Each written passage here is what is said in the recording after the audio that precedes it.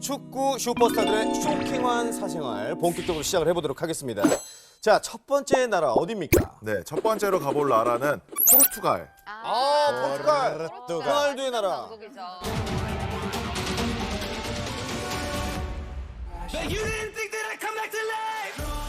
아유, 뭐 말해 뭐합니까? 실력은 뭐 인정이죠.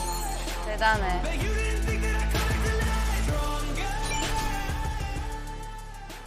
포르투갈을 대표한 세계를 대표한 축구 선수죠. 크리스티아누 호날두 그렇죠. 이야기를 좀 해보려고 하는데요. 네, 이 무슨 이유 때문에 호날두 씨가 등장했죠? 이게 워낙 축구를 잘하다 보니까 네. 연봉도 굉장히 높거든요. 그렇겠죠. 저 완전. 지난해죠. 호날두의 수입이 1억 2,500만 유로. 그러니까 우리나라 돈으로 1,696억 원. 와. 하루에 얼마나 버는 거예요, 그러면? 제가 이번에 포르투갈 축구 유학을 갔다 왔어요. 네, 맞아. 축구 유학 갔다 왔는데 그 리스본에 그 호날두 호텔이 있어요. 호텔도 있고 본인이 갖고 있는 바도 있고. 자기 호텔이에요? 그러니까 자기 만든 호텔이에요? 아니, 그 정도면은 호날두는 재산이 좀 엄청나겠는데요? 어마어마하죠. 총 자산이. 그렇죠. 10억 유로라고 합니다. 10억 우리나라 유로. 돈으로 1조 3,565억 원. 네, 1조 재산이. 빌리언이얼. 오. 그 부동산 얘기부터 하자면은 이게 그냥 한 곳의 나라에만 갖고 있는 게 아니라 유럽 전역에 총 8채의 주택을 소유하고 있다고 하는데요. 돈으로 환산하면은 4,300만 파운드, 우리나라 돈으로 680억 원. 세상에. 와, 집들이 어마어마하다. 와. Hi guys, coming in. 포르투갈에서 What I 가장 did. 비싼 집을 샀나 봐요. It's one of the most important 와. thing in my life. Half a day, good, to be in a good level. You have to rest good. So I'm living room. 진짜. Now with 저런 집에 하루 가서 살고 싶었다. again, second or third most important. It's the places for my lunch. And my 와, dinner. 저게 혼자 하는 거예요? 적든 아니야, 테이블에. 가족 되게 많아. 또 애도 많아. 맞아, 애기만. 거실에 하나만 있는 게 아니라 두 개가. It's where 마담 봐봐. 아, 수연장 두 개네. you're there. And we create here the 무슨 집에 축구장이 있어? soon gonna be the Christmas. I wish everyone Merry Christmas. 아, 부럽네요. 아름답네. 여기서 끝나는 게 아니라요. 이렇게 돈이 많은 1조 원의 재산을 가진 호날두는 휴가를 이제 어떻게 보낼까 어떻게 보낼까? 어떻게 많이 보낼까요? 궁금해하실 텐데. 아, 진짜 플렉스는 휴가에서 나오는 거죠. 아, 그렇죠. 네. 스페인 쇼에서 이야기를 나왔는데 호날두 이제 가족 휴가 비용을 계산을 해봤는데 그 비용만 380억. 뭐라고요? 네, 그러니까 휴가 한 번 갈 때 400억 쓰고 오는 거죠. 근데 이거 388억을 어디다 쓰는 거예요, 어디 대체? 간 거예요? 뭐 해요, 이거? 스페인 마요르카 섬에서 휴가를 보냈는데요. 346억 원짜리의 개인 제트기를 타고 아우. 그리고 이제 스페인 도착해서 100억짜리 요트를 타고 아. 바다에서 놀았다고 합니다. 그쵸, 거기서 그리고 화풍을 나가네요, 우리가 벌써. 이제 수건, 뭐 치약, 칫솔 이런 네. 생필품을 사는데 14,000유로. 우리나라 돈으로 1,890만 원. What? 아, 도대체 어떤 물티슈를 사는데 그렇게 비싸요? 호날두 행위 약간 호구 같은데요? 그렇게 왜 비싼 거 사요? 이 호날두의 플렉스가 그냥 단순히 여기서 끝나는 게 아니라 우선 호날두가 2015년 걸프 스트림 G200 자가용 제트기를 2천만 파운드, 그러니까 316억 원에 구입을 했는데요. 이게 승객이 10명까지 탑승을 할 수 있고 시속 900km의 속도로 비행을 할 수 있었습니다. 그리고 호날두가 여자친구인 조지나 로드리게스 그리고 5명의 자녀들과 유럽으로 휴가를 떠날 때 이 전용기를 이용했는데 근데 원래 갖고 있던 전용기를 팔고 새로운 전용기를 샀어요. 왜요? 너무 작아서. 와. 아. 얼마나 작길래. 이제 구매했을 때보다 이제 가족들이 늘어나니까 애를 좀 낳죠. 그렇죠. 그러니까 우리가 보통 자녀들 낳으면 차를 바꾸잖아요. 맞아. 자녀들이 이제 많아지니까 전용기를 바꾼 겁니다. 스케일이 다르다. 아니, 뭐 또 우리 또 축구선수 호날두가 이렇게 또 휴가를 보내는 거 보니까 이 또 진정한 플렉스가 아닌가 싶고 네. 우리 감독님의 휴가도 참 궁금합니다. 어떻게 보내시는지. 지금 호날두 보니까 너무 비교되는데 네. 저는 우리나라에서 휴가를 보냈어요. 가족들하고 같이 네. 영덕 되게 유명하잖아요. 그게 바로 최고의 행복입니다. 그리고 되게 몇 가서 마리 드셨어요? 몇 마리 드셨어요? 여러 마리 먹었거든요. 야, 그렇지. 감독님 뭘 타고 가셨어요? 저는 작아요. 그렇죠. 전용차. 전용차. 전용기가 있다면 우리 전용차. 대게 먹고 그다음에 또 이제 강원도 그 길 7번 국도 길 따라서 설악산까지 또 가고 네. 우리나라의 전기를 받기 위해서 기운을 받기 위해서. 얼마나 좋아요. 이게 공감이 가잖아요. 아니 이제 궁금한 거는 사실 2002년 월드컵 때 우리 네. 또 감독님이 포르투갈과 또 한 번 붙지 않았습니까? 예, 붙었죠. 그때 이제 우리가 승리를 했는데 만약에 당시에 호날두가 그 팀에 있었더라면 감독님 어떻게 됐을까요? 그때 분위기로는 네. 어떻게 보면 호날두가 뛰었어도 저희가 지우지 않았을까 생각합니다. 훌륭한 표현이었습니다. 지우지 않았을까? 너무 좋아. 자, 어쨌든 우리 또 플렉스의 네. 끝판왕 네. 호날두. 참 부럽습니다. 그러니까요. 네. 자, 다음은 어디로 가나요? 다음으로 가볼 나라는 바로 대한민국입니다.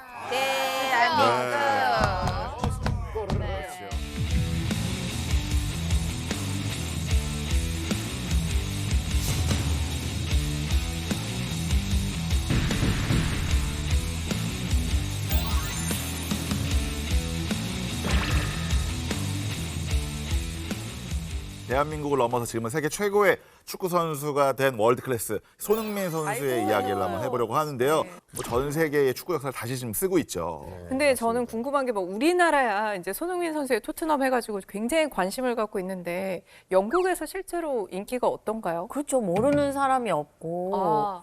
뭐 예전에도 한국 선수들이 많았잖아요. 뭐 이영표 선수님도 가셨고, 뭐 박지성 선수도 있었는데 지금이 진짜 최고. 예. 그러니까요. 전 세계에서 인기, 다 예. 이름 알아요. 모르는 사람 없어요. 모르는 사람 없는 모르는 것 사람 같아요. 진짜 없어요. 야 멋있다. 영국도 진짜 응원 너무 엄청 열심히 해요. 진짜 자랑스럽겠다. 나이스 써니. 나이스 원 써니.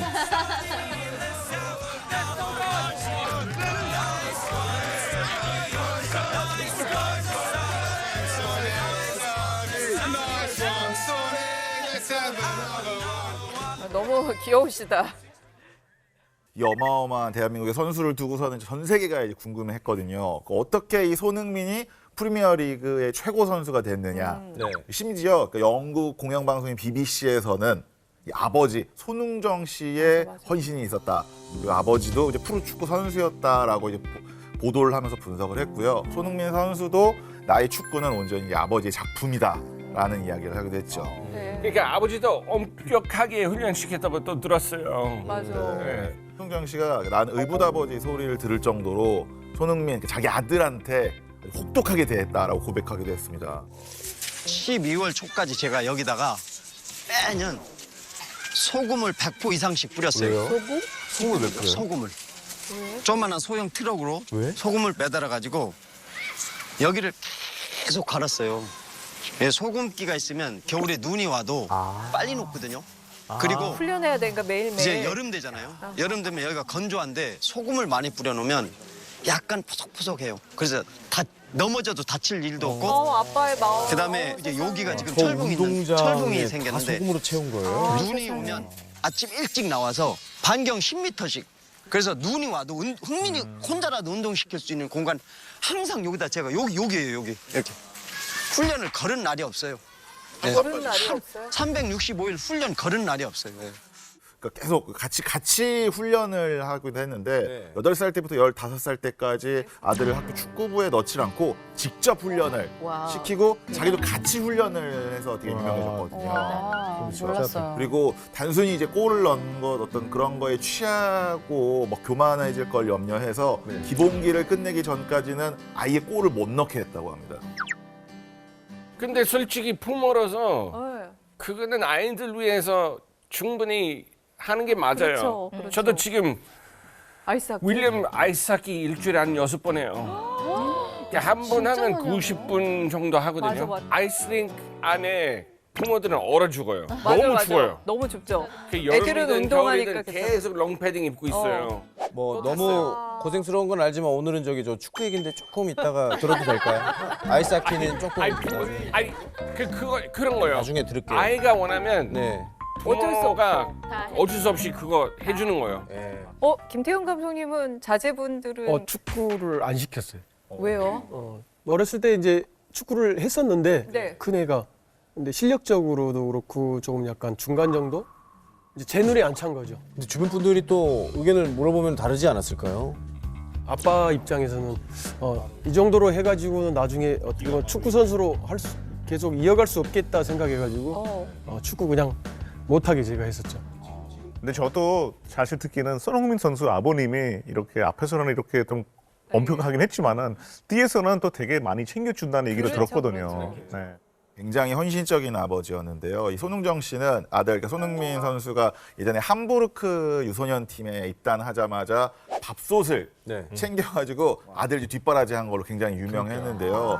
심지어 이렇게 합숙하는 숙소 근처에 이렇게 싼 여간방을 자면서 매일 숙소랑 훈련장을 몇 시간 동안 이제 걸어 다니면서 대단하시다. 아들 팀 훈련하는 거 펜스 밖으로 보면서 심지어 그냥 보고 응원만 하는 게 아니라 그 아들의 훈련 분석하는 모습을 거야? 분석해서 단점이 이런 게 있으니까 이렇게 개선해야겠다 이런 걸 계속 찾아냈다고. 소름 돋았어. 네. 진짜 영화 같아. 이 아버지의 헌신적인 사랑이 오늘날의 손흥민 선수를 만든 거네요. 네, 맞습니다. 근데 그것도 사실 손흥민 선수가 이거를 잘 받아들여서 된 거지. 모든 부모가 그렇게 맞아. 한다고 해서 자식들이 다 그렇게 되는 게 절대 아니잖아요. 아주 될 사람은 돼. 김태형 감독님 혹시 손흥민 선수 가까이서 보신 적 있으세요?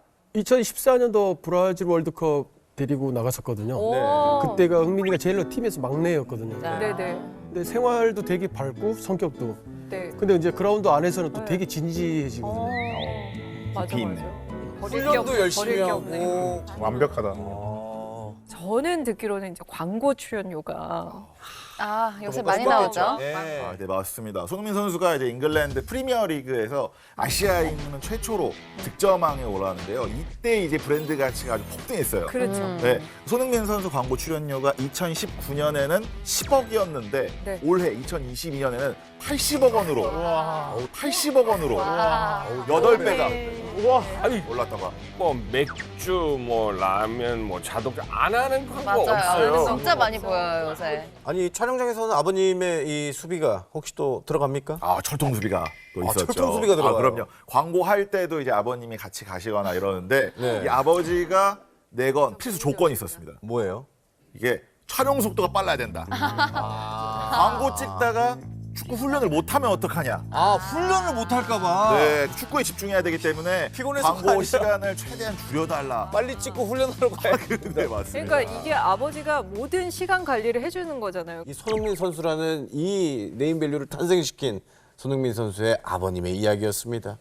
잘 들었어요. 다음에요. 다음으로 영국으로 가보겠습니다. 영국 좋습니다. 영국 재밌겠다. 영국 재밌다.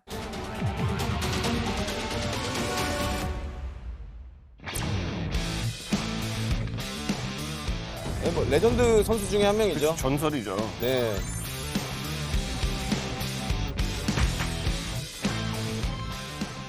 네, 맨체스터 유나이티드의 살아있는 전설 라이언 긱스의 이야기인데요. 963경기에 출전을 했고 무려 180골을 기록을 했습니다. 그리고 13번의 리그 우승을 이끌면서 맨유 역사상 최고의 레전드로 칭송을 받고 있다고 합니다.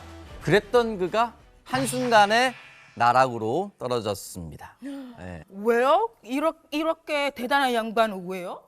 네, 사실 이제 축구하는 모습만 보면은 평소 이제 가족밖에 모르는 아주 바른 생활 사나이로 알려져 있었는데요. 네. 그랬던 그가 유명 모델이자 미스 웨일즈 대상을 차지한 이모젠 토마스와 불륜 관계였다는 사실이 들통이 난 겁니다. 오 마이 갓. 저 와이프인 줄 알았어요. 네. 이게 원래는 이미지가 정말 좋았거든요. 네. 그래서 아내도 충격이 받았겠지만 팬들도 엄청 배신감이 느꼈었어요. 근데 이 사건은 시작에 불과했습니다. 얼마 후 영국의 한 언론사가 충격적인 기사를 또 터뜨렸습니다. 뭐죠? 라이언 긱스, 친동생 부인과 바람 피우다. 더더구나 8년 동안요? 네. 이거 엄청 복잡한 재수 씨. 건데. 그러면. 어떻게 그럴 수가 있지? 불륜 상대는 동생 로드리 긱스의 아내 나타샤 긱스였다고 하는데요. 바람도 진짜 충격인데 이게 네. 뭐 친동생의 그러니까 그거 와이프는 이거는 건드리면 안 되는 그런 존재잖아요. 그게 가족이잖아요. 그러니까요. 이거 너 크리스마스에 이런 대잔치 이렇게 다 같이 만나서 막 엄마 아빠 다 같이 밥 먹어 막 이렇게 하는데 이따가 거기서 만나자 이렇게 돼. 소름 돋아. 정말. 근데 8년 동안 모른 거예요, 진짜? 그게 난 더 신기해. 정말 충격적인 사실은 네. 이 동생 로드리 긱스에게 아내인 나타샤를 소개해준 사람이 바로 라이언 긱스 본인이었다고 합니다. 그러면 동생 와이프를 결혼하게끔 네, 이렇게 소개를 만들어 시켜주고. 줘놓고 바람을 핀 거예요? 네. 그러면 그 전에 바람 그렇죠. 이어진 거지. 그 전에 이렇게 만나면서 이거 유지하려면 내 동생하고 결혼하고 우리 최악이다. 아니 설마 이게 진짜 막장 드라마예요 이거. 아니 진짜 그러니까 이런 저는 거야. 일리가 있다고 생각해. 내가 갖기는 좀 그렇고 나는 이미 와이프가 있으니까. 팩트 말씀드리면 두 사람이 연인으로 발전을 해서 네. 결혼할 때까지 동생인 로드리 긱스를 속이고 미래를 즐겼다고 합니다. 쓰레기다, 이거는. 자기 동생 딕돈 친구죠. 세상에서 믿는 놈들 없어요. 그래요. 형님은 그래도 믿으실 수 있잖아요. 조금. 네.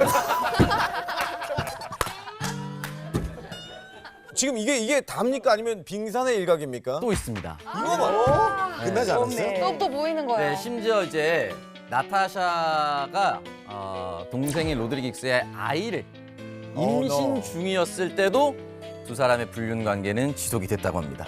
대단하다. 진짜 별로다. Where did you go? How did you keep it secret? You continued the affair while you were pregnant 동생의 with 아내분인 your 거죠, brother's 그러니까. child. You just kept going. 이 뿅뻔한 얼굴 봐.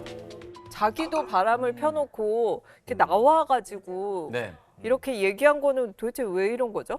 일단 나타샤가 긱스의 이 불륜 관계를 폭로한 이유가 있는데 네. 자기 말고도 불륜녀가 또 더 많이 있었다고 합니다. 근데 그럴 것 같아요, 네. 그분은.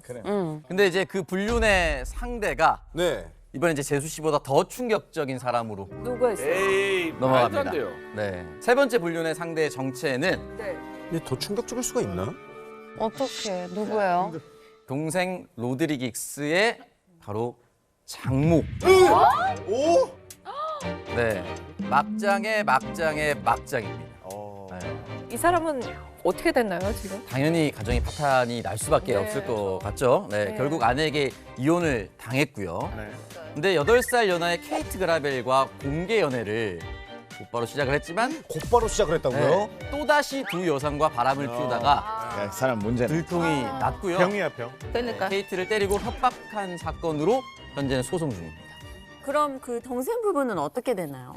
동생 부부 역시 동생 로드니와 아내 나타샤도 이혼을 했고요. 당연한 수순이죠. 당연한 수순이고. 형인 라이언 긱스와도 인연을 끊었다라고 합니다. 그러니까 라이언 긱스 때문에 진짜 한 가족이 다 쑥대밭이 됐습니다. 그러네요.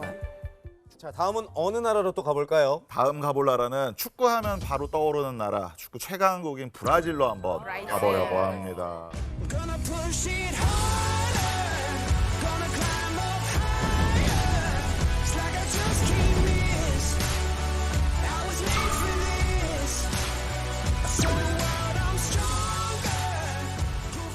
자, 과연 이 네이마르에게는 어떤 사건이 있을지.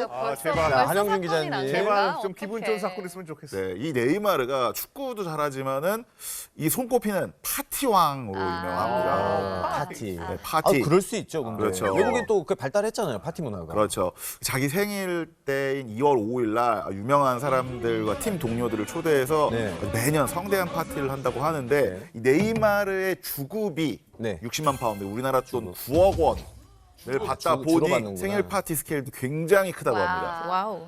근데 저 이거 본 것 같아요. 이게 되게 화려하게 한 게 약간 시상식처럼 해요. 그러니까 유명한 축구 선수들 다 주대해가지고 입장부터 매년 테마를 약간 매년. 선택을 해요. 재밌겠다, 그래서 딱 사진도 찍고 막 되게 화려하게 하는데 돈 많이 진짜 쓰는 것 같더라고요. 지금 이 얘기 들어보니까 생각나는 사람이 있어요. 누굽니까? 그 럭키 생일 파티 매년 이렇게 하더라고요. 정말 이쁜 여자 굉장히 많이 불러요. 저도 알아요. 럭키 형 생일날 사람들 불러가지고 나갈 때 돈을 받더라고요. 이렇게 계산을. 자기 가게에서 너 뭐 먹었지? 하고.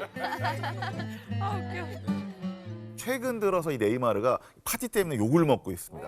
아니 욕은 왜 먹어요? 뭐 파티 뭐 하고 싶으면 할 수 있잖아요. 문제가 네이마르가 지금 축구보다 파티에 더 이제 관심을 갖게 되었다. 아, 라는 너무 이야기 돈다. 때문에. 이거네. 그러니까 작년이죠. 네이마르가 경기하다가 이제 발목이 크게 꺾이는 부상을 입었는데요. 아이고. 울면서 저렇게 그라운드를 빠져나간 네이마르가 진짜 아파 이제 보인다. 8주 부상 진단이 내려졌거든요. 뭐 축구를 좋아하지만 그냥 개인적으로 네이마르 선수가 너무 자주 자빠진다고 생각해요. 너무 맞아요. 네이마르 선수는 좀 약간 네. 그런 스타일이에요. 그죠? 헐리우드 액션으로. 이제 엄살 피우고 그러다 보니까 종종 이제 주심이 속을 때가 있어요. 그래서 도리어 진짜요? 파워를 이제 네이마르 쪽으로 주긴 주는데 주심들이 혹시 우리나라 선수 중에서 이렇게 약간 이런 연기 같은 거 굉장히 잘하시는 분 있나요? 그때 했으면 이천수가 가장 많이 했었죠. 근데 아, 그런 매력 거 있어요. 필요해. 그런 거 매력 필요해. 있어요. 네, 매력 있잖아요. 아니면 할 수 있어요. 이렇게 쳤어. 쳤어. 그렇지. 잘하네. 아, 너무 잘하는데요? 아니 근데 많이 해봤다. 근데 진짜 아픈 것 같아. 아니 이렇게 만약에 발목이 꺾여가지고 8주간의 진단이 나올 정도면은 이 보통 선수들은 이 이후에 관리를 어떻게 하나요? 저때 대비는 이제 기부수 8주 진다면 거의 인대 손상이 왔다는 소리인데 인대가 끊어졌거나 아니면 거의 끊어지 직전이나 아이고, 됐을 아이고. 때가 8주 정도 나오거든요. 네. 그러면 그때 기부수하고 거의 안 움직이죠. 잘 붙어야 되니까 이게. 네. 그렇죠. 그런데 이 네이마르는 그렇지 않았습니다. 부상을 당하고 8주 동안 절대 안정을 취해야 하는데 이제 밤새 파티를 열어서 아이고. 친구들을 초청해서 이 파티를 즐긴 사실이 밝혀졌습니다. 그래서 욕을 먹었군요. 그렇죠. 그러다 보니까 이제 팬들이 이제 미쳤다라고 하면서 네이마르를 비난을 했죠. 또 술 먹으면은 뼈도 잘 안 붙고 인대도 잘 안 붙고. 더 붙죠. 네. 더 팅팅 붙죠. 그러니까요. 네. 이렇게 돈 많고 이렇게 파티하고 싶으면 그냥 집에서 해도 되지 않을까요? 아니 하면 안 되죠. 집에서 하는 아니 게 내 아니라. 말은 여기 지금 뭐 클럽 같은 데 나가서 사람들은 다 보이는 입장에서 다 하는 거잖아요. 네네네네. 그럼 제정신이 아니잖아요. 그렇죠. 맞아요. 숨어서 하고 싶으면 숨어서 사람들은 모르게 할 수 숨겨서 하면 있는데. 좋다는 얘기죠. 아니 그거 그러는 건 숨겨서라도 파티를 하라. 지금 걸리지만 않고 숨겨서 하라는 얘기죠. 감독의 눈을 피해서 하고 내가 싶은 거 했어요? 다 하라. 내가 했냐고요? 자, 또 어느 나라로 가볼까요? 다음은 아르헨티나로 가보겠습니다. 오.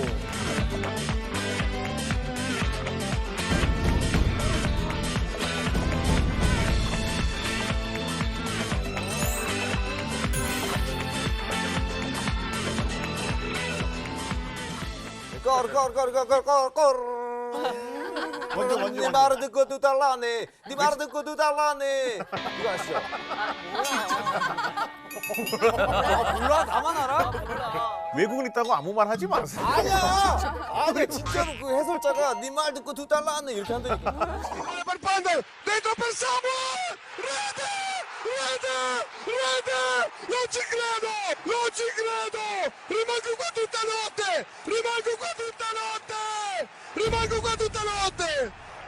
네 말을 듣고 두 달라네. 네 말을 듣고 두 달라네. 네 말을 듣고 두 달라네. 계속 그 얘기를 하는. 아, 나 찾아봐야겠다. 진짜로 찾아보세요. 찾아보세요. 아시죠? 네. 혼자 너무 억울해가지고 안 믿네. 난 이렇게 지금 지어내시는 거 아니시죠? 지어내시는 거. 나는 어떻게? 깜짝 놀랐어. 아 이게 스트레스 받을 때 하기 좋네. 맞아, 이거 스트레스 해소에 좋아. 아 재밌네요. 우리가 나라별로 또 문화가 다르니까 정말 재밌다. 인도도 한번 해보고 싶은데 인도 있습니까? 인도 해봐요, 뭐 해봐요. 인도 어떻게 해요? 아직 뭐 칠 줄도 안 했는데 그거를 놀리기가 없고 일단 나가고 나서 축구 오늘 분량이 나가겠나 모르겠네.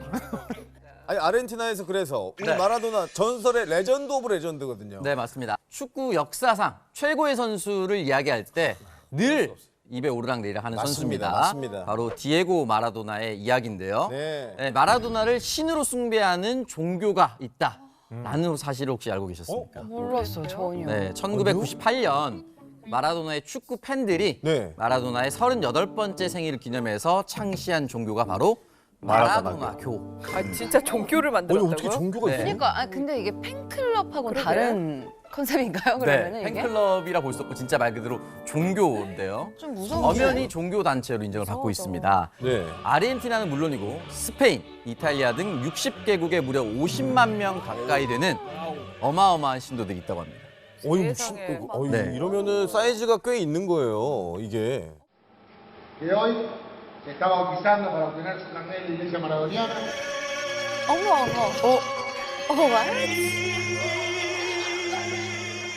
마라도나죠? 일반 교회하고 분위기 좀 다르네요. 아, 찬송가를 응원가로 쓰는군요. 어머. 근데 진짜 신으로 생각을 하는 거예요? 정말 이게 교회처럼 예배를 드리고 그런가 봐요. 근데 인도도 사실 마라도나 좋아하는 사람 너무나 많아서 인도에도 마라도나 사원이 있어요. 아 진짜요? 사원 있고 팬들이 모여서 거기 마라도나 위해서 응원도 하고 사실 마라도나가 신기하다. 인도에 자기 팬들이 너무 많이 있는 거 알고서 인도에 여러 번 방문도 했고 축구 월드컵 하잖아요. 뭐 인도 팀은 없지만은 대부분 사람은 응원할 때 아르헨티나를 응원 많이 하고 마라도나 10번 유니폼을 입고서 아직까지 응원을 많이 하는 분들이 꽤 많아요. 아니 안 그래도 최근에 그 마라도나 유니폼이 그 경매에서 엄청 비싸게 팔려서 그 화제됐거든요. 마라도나의 위력을 진짜로 실감하게 해준 예인데요. 얼마에 팔려? 지난 5월에 열린 경매에서 마라도나의 유니폼이 약 714만 파운드, 우리 돈으로 113억 정도에 팔렸다고 합니다. 네, 스포츠 기념품 경매 사상 최고가를 경신했다고 합니다.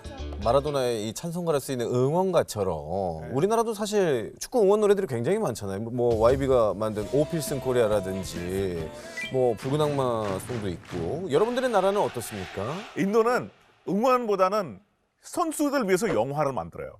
그 지금이 살아있는 크리켓 선수들 위해서 다 하나씩 영화 만들고 배드민턴 선수 영화 만들고 다 지금 OTT 플랫폼 다 올라와 있어요. 그거 대신 축구 선수 영화 없죠? 아 축구 얘기하니까 없네. 출전 안 했으니까. 있어요. 인도에 바이층 부티아라고 축구 선수가 있어요. 감독님 혹시 들어보셨어요? 아유 출전 안 했는데 어떻게 들어요?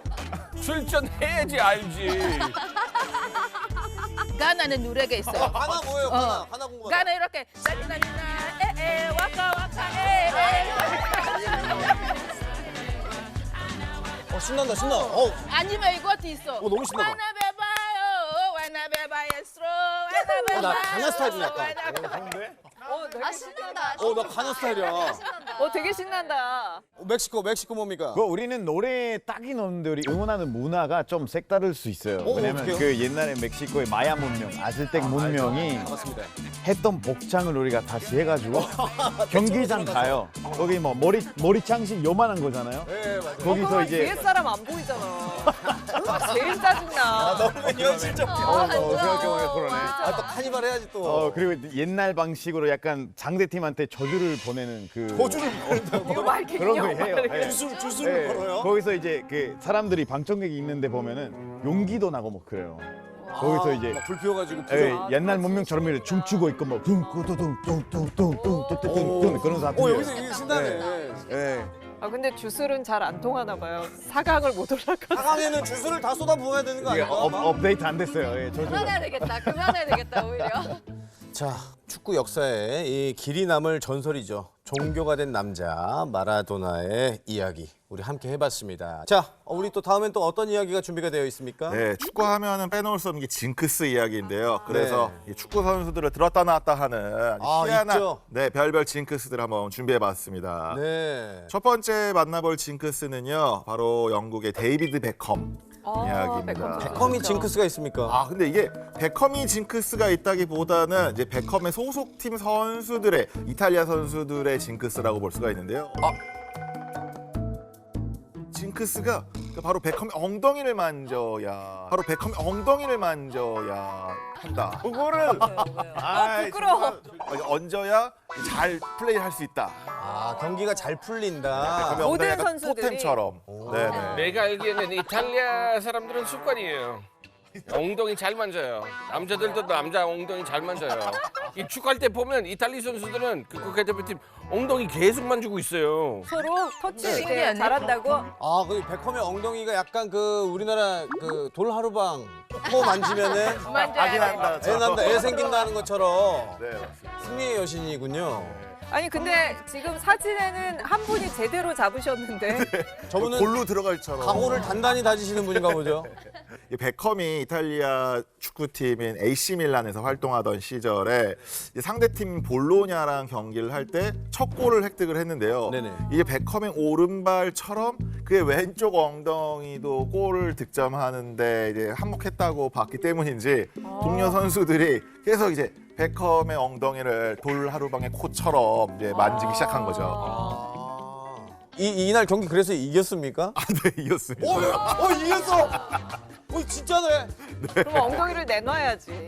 그러면은 반납해야죠. 내놔야지. 네. 빌려드려야죠. AC 밀란 대변인은요. 네. 이탈리아는 이 미신이 많은 나라이기 때문에 이탈리아 사람들이 행운을 위해서 무언가를 자꾸 만진다 하면서 이 선수들이 행운의 사나이 베컴의 엉덩이를 만지고 있었다라고 이야기를 했습니다. 베컴 선수가 여러 가지 재능을 갖고 있는 선수였네요. 진짜. 맞네요. 엉덩이에 그 행운의 여신이 깃들어 있을 줄이야. 이런 베컴에 머무를 수가 없어요. 다음 징크스 주인공. 네, 엉덩이를 벗어날 시간입니다. 다음으로 만나볼 징크스의 주인공은 바로 크리스티아누 호날두입니다. 호날두. 네, 그의 첫 호날두는 번째 뭐예요? 징크스는 네. 바로 머리 세팅입니다. 머리 세팅이요. 네. 아 그게 징크스라서 맨날 머리를 그렇게 했군요. 네. 아, 진짜 호날두 머리 흐트러진 걸 본 적이 없는 것 같아요. 깔끔하게 포마드로 묶고 나오지 않습니까? 야, 이제 좀 호날두는 강인하죠. 네, 머리가 완벽히 세팅되어야만 경기장에 나선다고 하는데요. 그래서 항상 경기 전에 네. 자신의 헤어 디자이너에게 머리 손질을 직접 받는다고 합니다.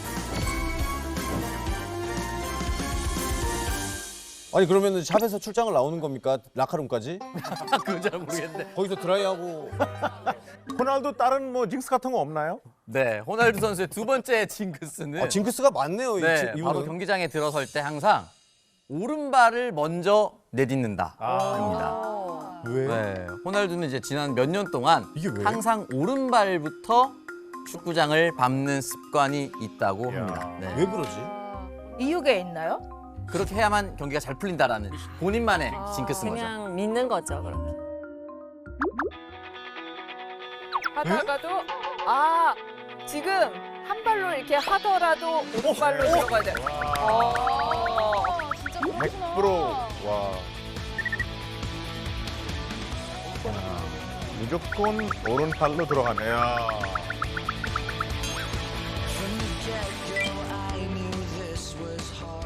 호날두는 약간 나갈 때도 오른발로 나간다.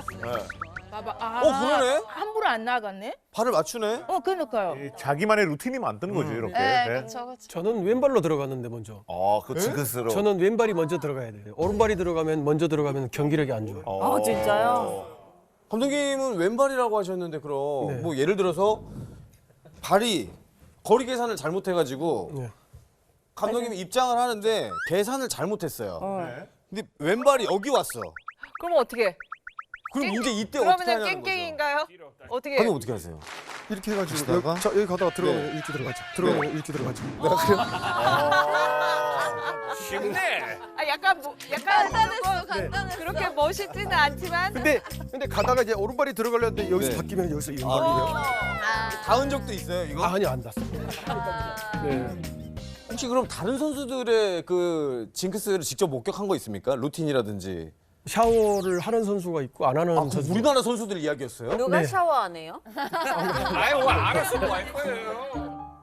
모든 스포츠 분야 선수들이 이런 징크스 다 가지고 있을 거예요, 진짜. 그래요? 뭐 예를 들면 양말 왼쪽 양말 먼저 뭐 신는 사람도 있고. 자기만의 루틴이. 그쵸. 그러니까. 자기 루틴이 딱 돼 있지 않으면. 또 다른 징크스는 뭐가 있습니까? 우리 축구 네. 선수들의 징크스. 다음으로 만나볼 징크스의 주인공은 뭐 거의 축구의 신, 축구의 황제라고 불리는 리오넬 메시. 메시. 맞아, 아직 안 메시. 나왔어, 메시가. 네, 메시 징크스는요 바로 수염입니다. 아톨. 털. 아톨이네, 아르헨티나 팀. 호톨. 아톨. 이제 아톨형으로 가자. 이 수염에 관한 무슨 징크스입니까? 예, 메시가 우선 수염을 기르기 시작한 게 2016년부터인데요. 네. 2016 코파 아메리카에서 수염을 기른 채 나타나서 팬들이 되게 신기하게 봤거든요. 원래 없었는데. 되게 깔끔했는데. 이 지저분해 보일 수도 있는 이 수염을 기르는 이유가 두 가지가 있는데요. 네네. 첫 번째는 이 수염이 나쁜 기운을 떨쳐내고 이제 우승을 가져다 줄 것이다라는 아르헨티나의 미신이 있었다고 합니다. 두 번째는 이게 메시 선수한테는 특유의 이게 거친 태클이나 몸싸움이 굉장히 많이 들어오기 때문에 상대 팀이랑 기싸움을 하기 위해서 저렇게 수염을 길렀다고 하네요.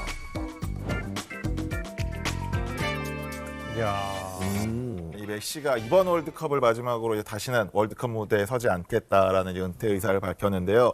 이 마지막 월드컵에서 메시가 어떤 모습을 보여줄지 기대가 크네요. 뉴 월클의 등장, 유럽을 사로잡은 벽. 이번엔 한국을 넘어 유럽인들을 아주 꽉 사로잡은 벽을 보여드리겠습니다. 아하, 김민재 나 어제 보고 왔어. 완벽 그 이상. 축구계에서 철벽 수비로 일명 통곡의 벽으로 불리는 괴물 수비수 김민재 선수입니다. 이미 축구계에선 차범근, 박지성, 손흥민을 이을 차세대 월클로 찜공하고 있는데요. 빠른 속도와 뛰어난 피지컬을 앞세워 상대팀의 패스를 빠르게 차단하고 압박 수비를 펼치는 한편 수비수지만 때론 과감하게 공격에 가담하며 골을 넣기까지. 그래서 골 넣는 수비수로도 불리는 자랑스러운 센터백 김민재 선수는요. 튀르키예 페네르바체 소속 주축 수비수에서 2022년에 이탈리아 명문 구단 나폴리에 이적. 나폴리 출신의 레전드 축구 선수 브루스 콜로티, 또 다른 이탈리아의 축구 레전드 파비오 깐나바로를 비롯해 이탈리아의 전현직 축구 선수들의 극찬이 이어지고 있고요. 나폴리의 감독은 한 경기 직후 김민재가 없었다면 이기지 못했을 것이라며 승리의 공을 그에게 돌리기까지 했습니다. 뿐만 아니라 김민재 선수는 이탈리아 프로리그 세리에 A에선 디펜딩 챔피언 AC 밀란과의 경기 등에서 환상적인 수비로 승리를 견인하며 축구계에서 극찬을 받았고요. 세리에 데뷔 한 달 만에 세리에 A 이달의 선수 후보에 선정된 데 이어 최근 한 축구 통계 사이트에 따르면 평점 7.46으로 유럽 5대 리그 베스트 11에 선정. 축신 리오넬 메시, 네이마르 등 세계적인 축구 선수들과 어깨를 나란히 했습니다.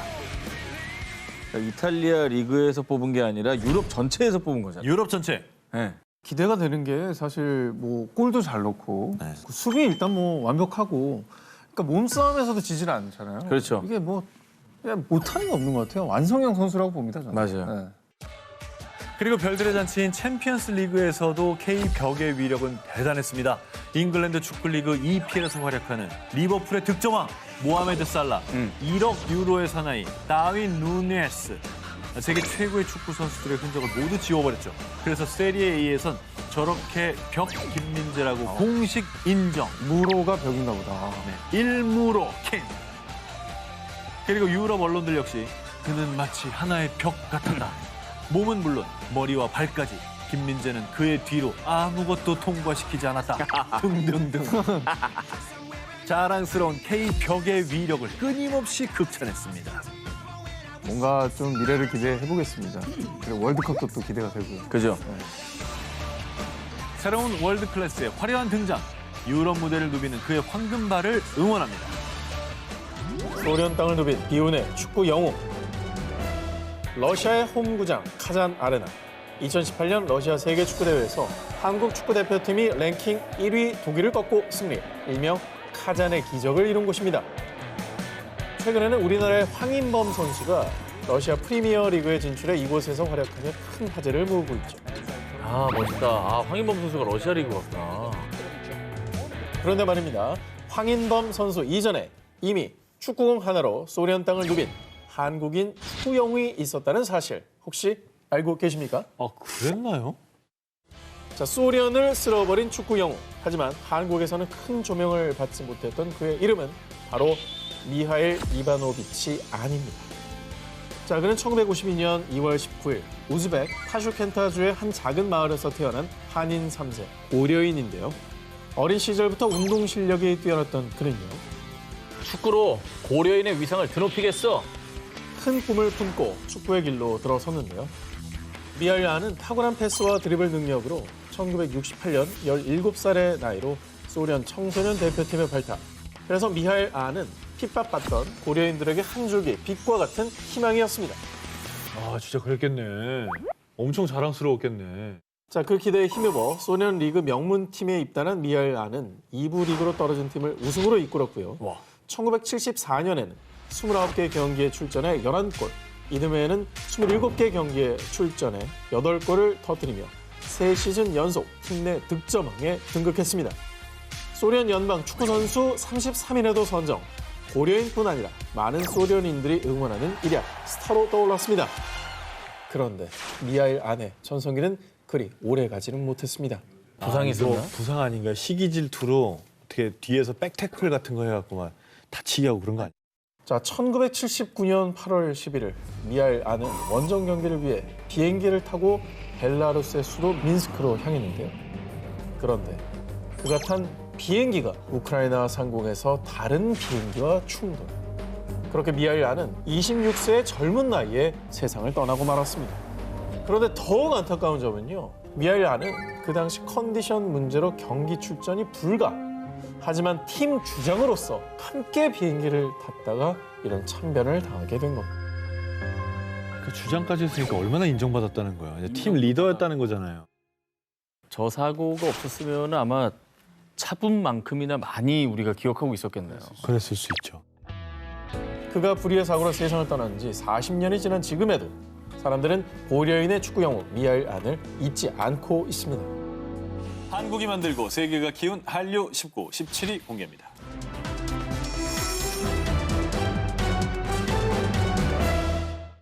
영화 굿윌 헌팅, 또 진주만으로 유명한 할리우드 배우 벤 애플렉, 그리고 영화 울버린의 휴 잭맨. 제2의 고향이 한국인 분이죠. 너무 그렇죠. 유명하신 한국 사람이 분이고. 뭐 네. 넘쳐나는 분인데요. 자, 이들과 또 이들의 2세가 관한 한국 스낵이 있습니다. 바로 김. 이제 유명한 얘기죠, 저거. 네. 자, 이들의 김 사랑이 어느 정도냐? 세계에서 한국의 김은 반찬이 아닌 스낵 그 자체입니다. 자, LA와 뉴욕 일대 초중고등학교에선 런치 스낵으로 김이 납품되기도 하고요. 납품이 된다고? 그렇습니다. 미국의 유명 할인 매장에 가면 데리야끼 맛, 아몬드 맛, 뭐 고추냉이 맛, 한국산 김으로 만든 김 스낵이 10가지 이상 진열이 되어 있다고 합니다. 아니 우리나라에서 저렇게 잘 안 먹잖아요. 그냥 맞아요. 구워서 오히려. 밥을 이렇게 젓가락으로 싸 먹든지. 우리는 반찬으로 먹는데 저기는 이제 소비 방식이 조금 다른 거예요. 스낵으로 소비되죠. 근데 이제 김이 입에 붙고 그래서 이제 외국인들이 좀 싫어한다고 들었거든요. 막 이렇게 붙어가지고 연구되고 막 입천장에 붙으면 이 손가락으로 빼야 되잖아요. 자, 그렇습니다. 몇 해 전까지만 해도 김을 블랙페이퍼라고 부르며 아니 검은 종이를 왜 먹니? 뭐 이런 반응들이 많았다고 합니다. 하지만 바삭하고 또 먹을수록 고소하고 거기에 또 짭조름한 맛까지 중독성이 정말 있는 맛이잖아요. 그렇죠. 우리 뭐 다 알지 않습니까? 네네. 자, 그리고 미국 인기 건강 쇼 프로 닥터 오지 쇼의 진행자이자 심장 전문의 메멧 오즈 박사가 본인의 쇼에서 고기를 많이 먹는 미국인은 철분 함유량이 높은 김을 먹어야 됩니다. 라고 말을 하면서 건강식품으로 완전히 인증이 된 겁니다. 자, 그래서 지난 2007년엔 6천만 달러, 오마이갓. 671억 원에 불과했던 한국의 김 수출액이 2010년에는 1억 달러, 약 1,200억 원을 돌파. 지난해에는 무려 5억 달러, 약 5,600억 원을 또한 기록하면서 지금은 무려 109개국에 수출이 되고 있습니다. 자, 그래서 업계에선 이 김을 두고 식품계의 반도체라고 부를 정도로. 그러네. 저기 김부각까지 퍼지면 난리 나겠다. 여기다가 맥주 좋아하는 사람들이 김부각에 맛들여봐요. 맥주 플러스 김부각은 또 그렇지. 맥주 치맥의 다음 타자죠, 거의. 네. 그렇죠. 자, 다음 특종입니다. 자, 2015년 호주의 한 남성 잡지에서요. 애주가들 사이에서 숙취 해소용 이템으로 떠오른 한국의 한 음료를 소개했습니다. 뭐지? 자, 그러면서 이 음료가 정말로 숙취 해소에 효능이 있는지 모 연구실에 의뢰를 했는데 그 결과 자, 이 뱃속에 알코올 흡수를 억제하고 소화를 빠르게 돕는 효소가 있는 것으로 추정됩니다. 라는 숙취 해소 인정 발표가 땅땅. 자, 이 기특한 한국 음료의 정체는 Do you know IDH? IDH. 저 IDH 글자를요 잘 보시면 배 같아요. 아 맞네. 바로 명불허전 배음료입니다. 자, 이 음료는요 2000년대부터 중국, 일본, 유럽 등에 수출되면서 연간 30에서 40억 원의 수출액을 올리고 있는 효자 상품인데요. 자, 그런데 이 배음료가 원래는 한국인들 사이에서만 인기가 있었는데 외국의 애주가들 사이에서 이 숙취 해소 기능이 있다는 게 아름아름 알려지고 또 호주 잡지에서 숙취 효능이 딱 소개되고 난 뒤에는 술자리 또 필수템으로 떠오르게 되었다고 합니다. 자, 그리고요 여기 국위선양 음료가 또 있습니다. 풀려라 비로! 아시겠어요? 바꿔스. 자, 우리 지친 현대인들이 즐겨 마시는 자연강장제 바카스가 대표적이겠죠? 자, 그런데 한국인의 피로만 바꿔줄 줄 알았더니 이 바꿔스가 캄보디아에서 1인당 소비량이 무려 우리나라의 약 3배. 진짜? 오 마이 갓. 자, 지난해에는 캄보디아에서만 2억 병이 수출됐을 정도로 캄보디아의 국민 음료로 통한다고 하는데요. 대박이다. 이건 진짜 몰랐다. 자, 2009년 캄보디아의 첫 땅을 밟은 이 바커스는요, 처음엔 캄보디아 사람들에게 생소함 그 자체였습니다. 그런데 D 제약회사에서 마침 산업화에 접어든 캄보디아 현지 상황을 파악해, 자, 우리나라에도 이 컨셉이었죠. 피로 해소를 강조하며 광고를 해 제품 인지도를 팍 올렸고요. 아침에 일어났는데 피곤하죠. 열심히 일한 당시. 졸려. 네, 운전도 졸려. 힘든 거죠. 네. 인상 팍팍 쓰고 있어요. 야 우리나라 광고 같다 야. 아우 막 넥타이 하고. 아, 인상 쓰다가 먹었어. 예스. 예스. 상도 받은 거. 받았어. 마지막에 보셨죠? 네네. 일 잘 돼. 상을 그리고 받았어. 상 받고. 캄보디아에서 2011년부터 이 바커스가 세계 에너지 음료 1위인 빨간소를 제치고 음료 시장 점유율 1위를 차지하고 있다고 하는데. 잘하다. 빨간불. 네. 어머. 빨간소. 놀랍다 놀라워. 자, 그리고 놀라운 건 이 성과를 내는데 이게 시간이 불과 2년밖에 걸리지 않아. 어떻게 그렇게 됐지? 자, 한국 먹거리하고 세계인 76억 명을 모두 책임지는 그날까지 힘내라. 힘!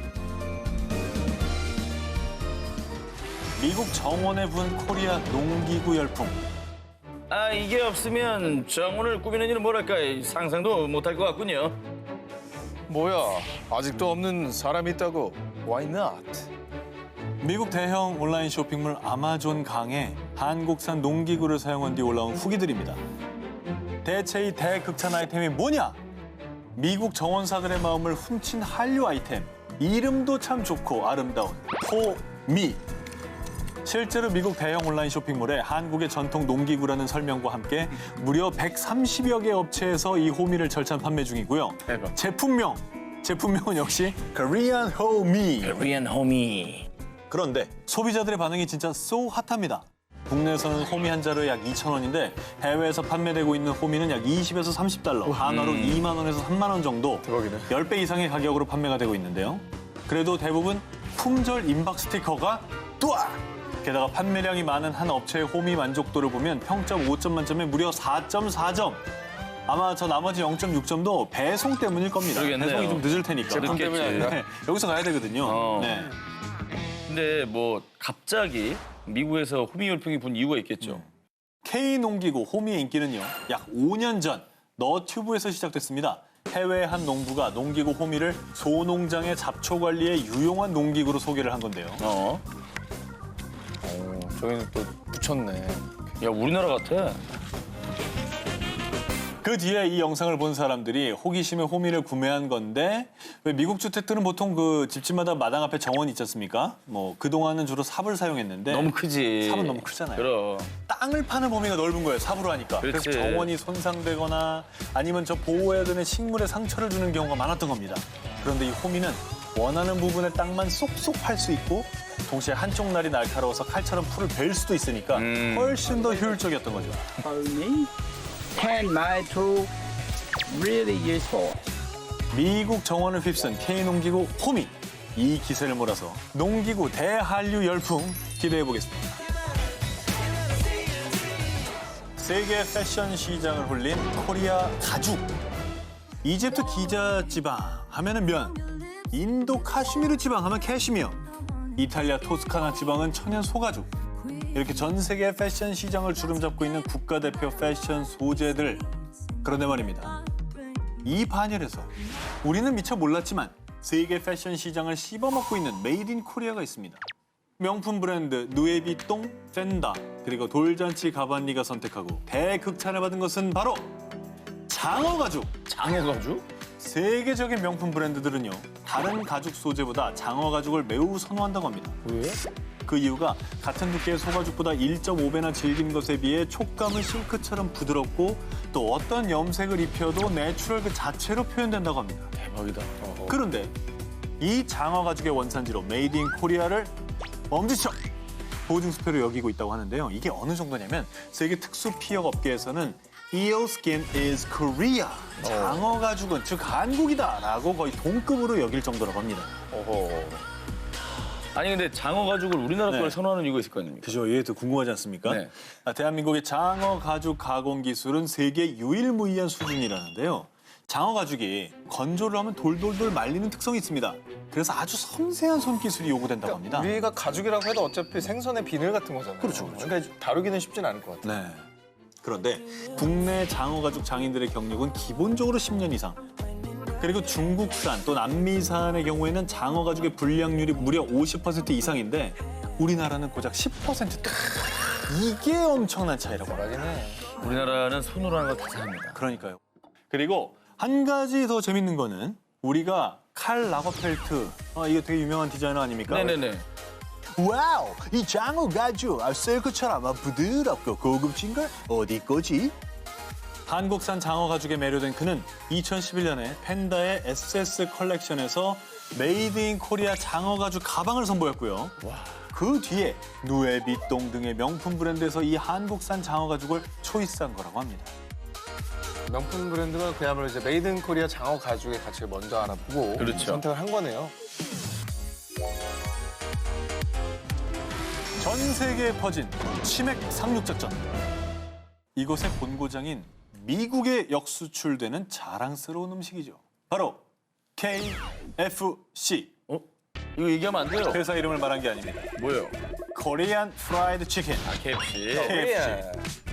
미국을 휩쓴 한국식 치킨 열풍의 주인공, 그 주역. 2014년 미국 워싱턴 최대 일간지 W신문에서 워싱턴에 살면서 꼭 가봐야 할 음식점 40곳으로 선정된 이곳. 미국에만 70개 이상, 전 세계 9개 나라에 총 300개가 넘는 가맹점을 운영 중인 비치킨 전문점입니다. 2006년에 뉴욕에 처음 자리를 잡은 이 비치킨은요. 달콤 짭짤한 맛의 소이 갈릭 소스와 매콤한 맛의 핫소스를 바삭한 치킨 껍질에 입혀서 비치킨만의 스페셜한 식감으로 현지인의 입맛을 접수했는데요. Little more of the soy garlic, please. Thank you. SNS와 맛집 전문 블로그를 통해 입소문이 퍼지면서 엄청난 인기를 끌고 있습니다.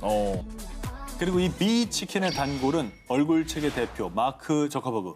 샌프란시스코의 비치킨점에는 먼저 수행원들이 자리를 잡고 있으면 이후에 저커버그가 와서 치킨을 먹은 뒤에 유유히 떠난다고 합니다. 뭐 이 정도입니다. 전 세계에 가장 영향력 있는 사람도 좋아하는 그렇죠. 치킨이네.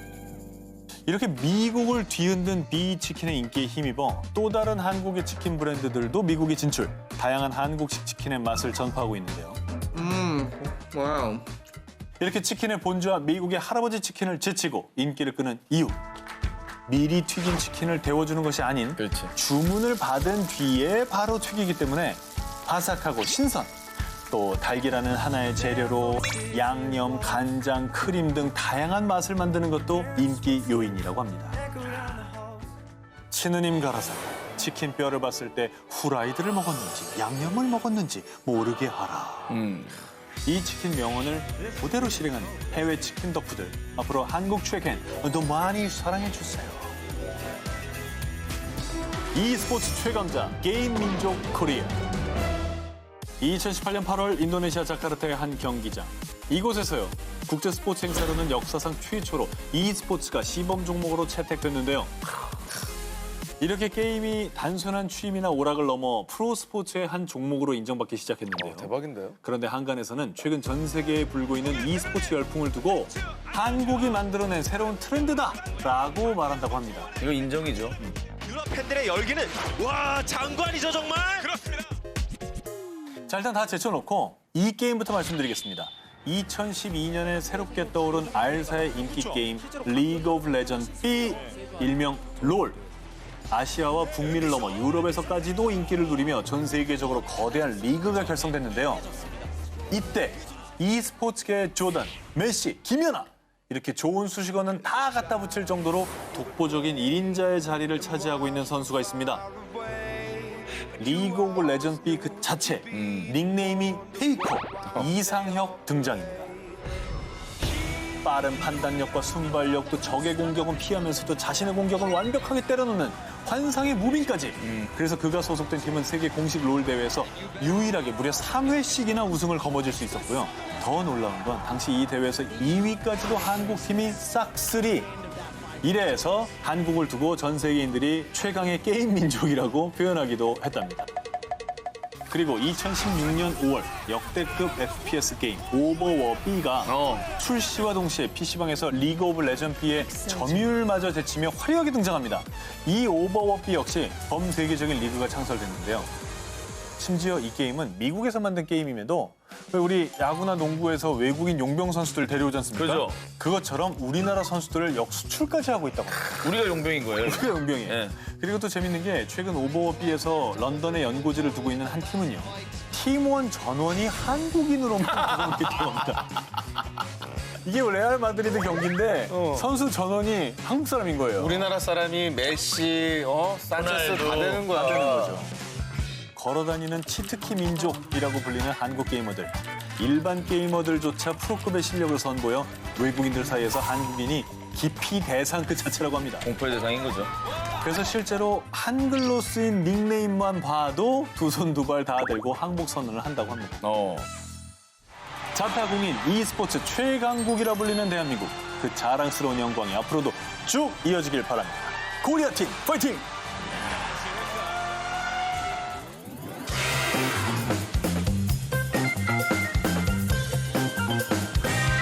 세계 영화판을 아예 씹어먹어버린 특종입니다. 저부터 발표하겠습니다. 수많은 해외 팬을 양성한 K-팝, K-드라마, K-예능까지 전 세계를 씹어먹는 K-컬처. 그런데 이제 한류의 중심은 K-무비라고 합니다. 처음 들어보시죠? 일명 한류들을 직격탄으로 맞은 나라가 있었으니 바로 베트남.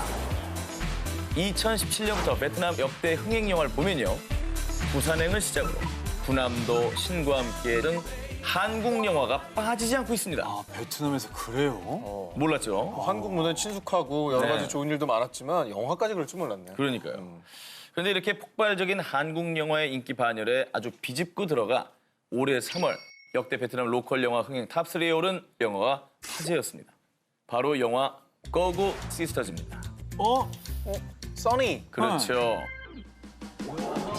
고고 시스터즈는 2011년 국내 개봉작 써니의 베트남 버전인 리메이크 영화입니다. 그렇구나. 야, 근데 저 영화는 추억이 큰 부분이라 각색을 되게 많이 해야 됐을 것 같아요. 노래도 좀 다르고 막 그럴 거 아니에요. 그러겠죠. 먼저 원작을 살리면서도 철저히 현지화했는데요. 원작 써니를 보면 1980년과 현재 서울을 배경으로 하는데 베트남판 고고 시스터즈에서는 남북 베트남 통일 직전인 1974년과 반미 분위기가 해빙되던 시기인 2000년이 배경입니다. 영화 써니에서 빼놓을 수 없는 게 바로 OST, 추억 소환송이었죠. 어마어마했죠. 원작 써니에서는 80년대 올드팝 가요가 향수를 불러일으켰다면 고고 시스터즈에서는 70년대 베트남 히트송들이 삽입이 됐습니다. 유명 음악 프로듀서이자 영화 감독인 응엔 광중은 세련된 편곡으로 젊은 층이 영화 OST를 어필했다고 합니다. 자, 그런데요, 할리우드 열풍, 이게 처음이 아니었습니다. 2014년에 개봉한 영화 수상한 그녀, 기억나시죠? 욕쟁이 칠순 할머니가 20대 젊은 여성의 모습으로 변한다는 코믹한 설정으로 화제가 된 영화였습니다. 1년 뒤인 2015년, 베트남에선 내가 니 할매다! 라는 제목으로 리메이크. 무려 780억 원 매출을 올리며 초초대박 흥행에 성공. 여기엔 베트남인들이 코믹 장르를 좋아하기도 하지만 노래 코드가 잘 맞는 게 인기 요인. 우리 영화에서는 배우 심은경 씨가 7, 80년대 인기 가수였던 고 김정호 씨의 하얀 나비를 아련하게 불렀었는데요. 베트남 영화에서는 국민 배우 겸 가수 미우레 씨가 베트남 국민가요인 내 나이가 어때서를 불러서 큰 화제가 됐다고 합니다.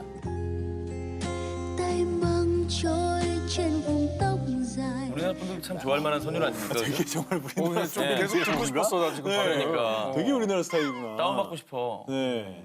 자, 이렇게 베트남에서 한리우드 열풍이 불 수 있는 이유는요. 베트남의 6.25 문화, 또 식민지 생활을 통한 한 등의 정서가 한국과 비슷해서 더 친숙하게 받아들이게 된 거라는 분석이 있습니다.